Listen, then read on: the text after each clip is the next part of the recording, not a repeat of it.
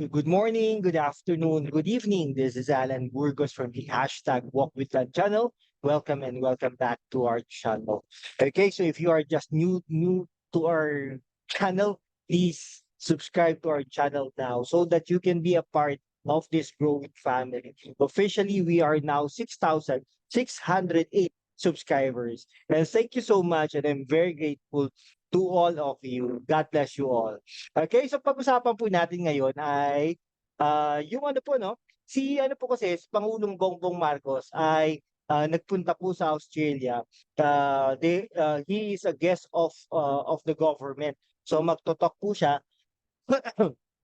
Magto-talk po siya sa parliament nila, no? Parang nangyari po kay ano, yung Prime Minister po ng Japan nung pumunta po dito, parang ganun po, no, ang mangyayari. So inimbitahan po siya, magto-talk po siya sa Australia. Okay, now, ang ano po, nung in-interview po siya, no, so na-ambush interview po siya ng mga reporters na tungkol daw po sa i-assassinate ni Pangulong Bongbong Marcos together with FBI, si Pastor Apollo Kibuloy ng Davao City, so ng Kingdom of Jesus Christ. Okay? So ang ano po niyan ay so parang tinawanan po, no? Tinawanan po ni Pangulong Bongbong Marcos si Pastor Apollo Kibuloy. Okay?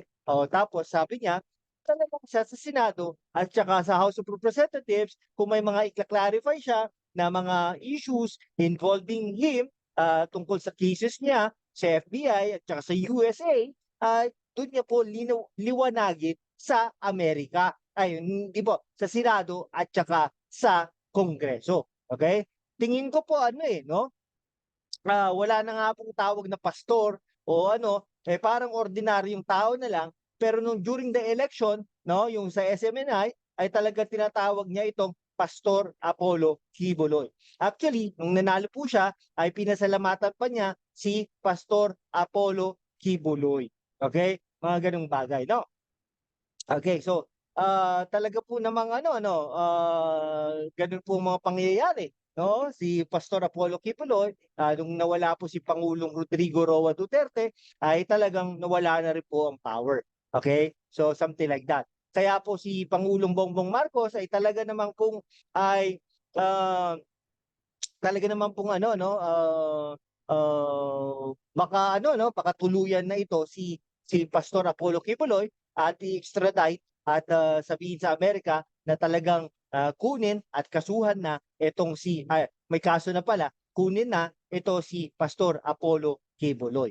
Okay? Malamang sa malamang, pero syempre, ito po si Pastor Apollo Kibuloy ay talagang lalabanan niya po ang mga extradition treaty, ang extradition na igagawad o kaya naman ay i-file ng bansang Amerika dito sa Pilipinas. Okay? So, ang tanong, kaya niya po kaya magtago sa Davao City, no, tungkol sa ganyan, no? May helicopter po 'yan, meron pong eroplano at kung mga iba-iba pa, no. Tingnan po natin kung makakapunta po 'yan sa ibang bansa. Okay? O katulad baka